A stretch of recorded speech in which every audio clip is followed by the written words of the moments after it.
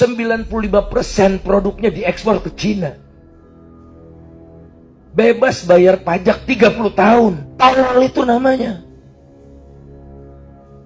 Perkarakan saya, silakan Pak Jokowi.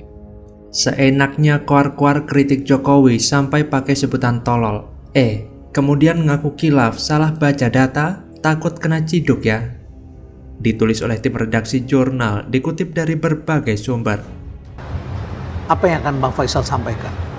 Niat baik, saya mengakui secara publik, saya udah mau mengakui bahwa saya memang ada beberapa data yang tidak saya masukkan karena saya hilaf aja gitu. Ya. Ini tidak ada masalah pribadi, tidak ada kebencian pada Mas Seto, tidak ada kebencian pada Pak Jokowi dan juga pada Pak Luhut gitu. Ini isu publik.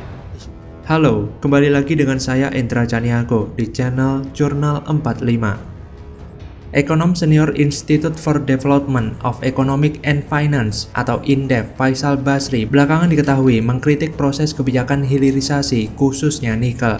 Sebelumnya, ia mengemukakan bahwa data yang disampaikan oleh Presiden RI Joko Widodo atau Jokowi terkait nilai ekspor nikel dari proses hilirisasi senilai 510 triliun rupiah tidak akurat dan menyesatkan. Faisal bahkan mendorong pernyataan lebih lanjut dengan mengungkapkan bahwa proses hilirisasi nikel ternyata lebih menguntungkan bagi industri Cina. Hal ini disebabkan oleh smelter yang dibangun di Indonesia. Sebagian besar dimiliki oleh perusahaan-perusahaan Cina dan hasil produksinya diekspor kembali ke Cina. Usai membuat heboh publik atas kritikannya tersebut, Faisal mengaku khilaf terkait data nikel yang dituturkan oleh Presiden Jokowi. Pernyataan itu disampaikan dalam wawancara bersama Prof. Renal Kasali di kanal YouTube-nya. Tidak hanya itu, Faisal juga mendapatkan kritik karena dianggap berpotensi memicu rasisme melalui kritik yang menyatakan bahwa hilirisasi menguntungkan Cina. Namun, ia menolak dan membantah adanya unsur rasisme dalam pandangannya tersebut. Ini namanya kuar-kuar dulu, kilaf belakangan. Faisal Basri ini tidak ada bedanya dengan orang-orang seperti Refli Harun, Rocky Gerung, Rizal Ramli, Amin Rais, dan lain-lain.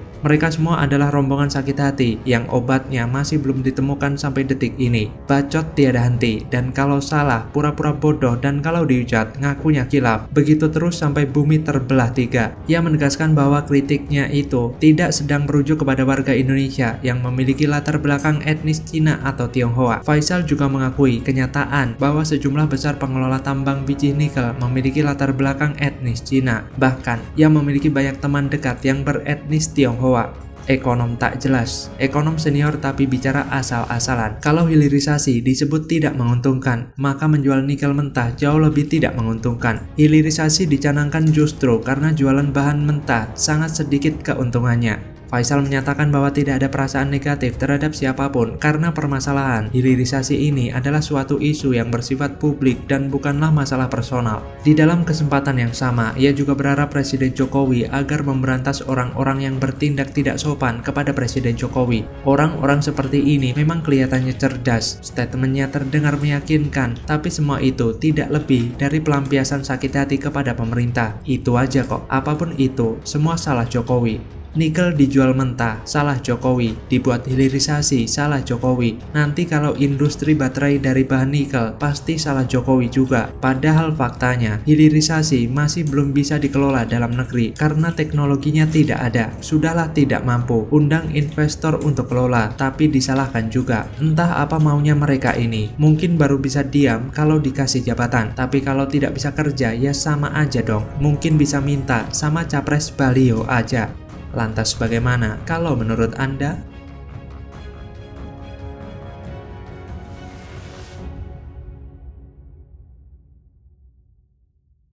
88% suara pemilu adalah untuk Prabowo Subianto.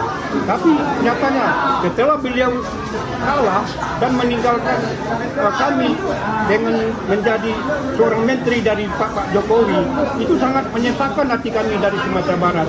Tidak ada gunanya Pak bagi kami. Kenapa harus begitu dia?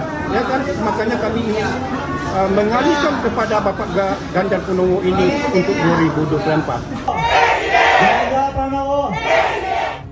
Kubu Prabowo bergejolak dianggap bak malin kundang. Relawan Prabowo membelot pilih dukung Ganjar Pranowo jadi presiden 2024. Sayonara Pak Prabowo. ditulis oleh tim redaksi jurnal dikutip dari berbagai sumber. Di Sumbar sana, di Padang sana, kelompok relawan Prabowo malah menyatakan berbelok mendukung Ganjar Pranowo. Ini menarik dan agak ajaib gitu ya, karena kelompok relawan Prabowo di Sumatera Barat, di Padang terutama, itu kan sebenarnya sangat terkenal solid sekali karena suara Prabowo di tahun 2019 lalu, di Pilpres 2019, itu mencapai 86% di Sumatera Barat. Halo, kembali lagi dengan saya Endra Caniago di channel Jurnal 45. Kubu Prabowo bergejolak seperti yang tengah ramai diberitakan, dimulai dari daerah yang justru menjadi lumbung suara bagi Prabowo Sandiaga pada Pilpres 2019 lalu. Ya, kabar yang pastinya bikin panik kubu Prabowo itu datang dari Padang, Sumatera Barat, berupa aksi pengalihan dukungan kepada Ganjar Pranowo oleh seratusan relawan yang disertai pencopotan baju bergambar Prabowo Sandi menjadi kaos bergambar Ganjar Pranowo 2024 atau GP 2024. Dilansir dari laman detik.com, koordinator relawan PS19 GP24 John Kennedy berkata bahwa mereka mengalihkan dukungan ke Ganjar Pranowo karena kecewa dengan Prabowo yang menjadi anak buah Jokowi. Padahal saat Pilpres 2019 mereka mati-matian berjuang melawan Jokowi. Saat acara deklarasi, Johnny mengatakan kami sudah berkorban waktu, tenaga, bahkan materi untuk kemenangan Prabowo di Sumatera Barat dan itu berhasil kita wujudkan hingga memperoleh suara 86% lebih pada Pilpres 2019. Kini kami mencari sosok pemimpin yang menjadi simbol regenerasi kepemimpinan nasional. Kami nilai Ganjar Pranowo tepat memimpin Indonesia 2024. Jika lantas ada yang mengira bahwa aksi ini hanya dilakukan oleh relawan biasa, sepertinya tidak begitu. Karena udah Johnny ini berkata bahwa para pejuang Prabowo 19 yang beralih mendukung Ganjar Pranowo ini memiliki latar belakang komplit, mulai dari petani, kaum milenial, tokoh agama, ninik mama, hingga emak-emak dan aktivis LSM. Bahkan ada yang berasal dari keluarga besar Gerindra. Menariknya, sempat terdengar bahwa selama ini Prabowo mengajarkan agar tidak menjadi kayak Malin Kundang, tapi justru Prabowo lah yang bertingkah bak Malin Kundang.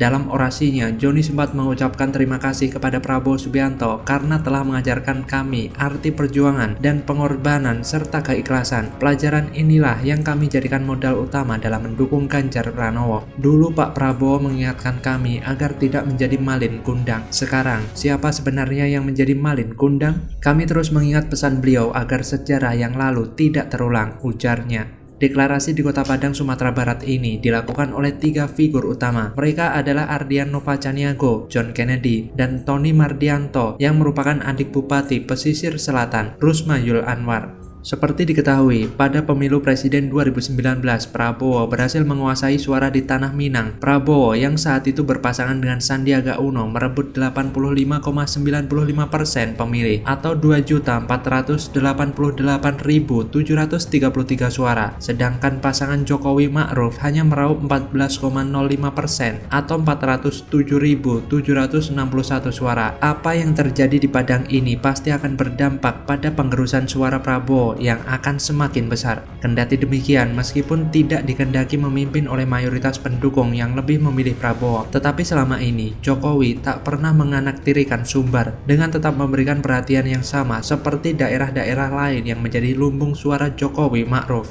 Saya sangat yakin gelombang pengalihan dukungan ini barulah permulaan karena Ganjar Pranowo belum benar-benar berkampanye. Ruang geraknya baru akan terbuka lebar pasca 5 September 2023 sejak masa jabatan Ganjar sebagai gubernur berakhir. Lalu beliau mulai berganti kostum sebagai Capres RI 2024. Saya pun meyakini bahwa ada kelompok-kelompok relawan lain yang masih akan menyeberang, tapi bukan ke kubu Anies. Tapi selama ini mereka masih menunggu ada yang berani mendobrak dan menyatakan dukungan kepada Ganjar. Lihat saja nanti, kok feeling saya kuat bahwa hal ini akan segera terjadi. Lantas bagaimana kalau menurut Anda?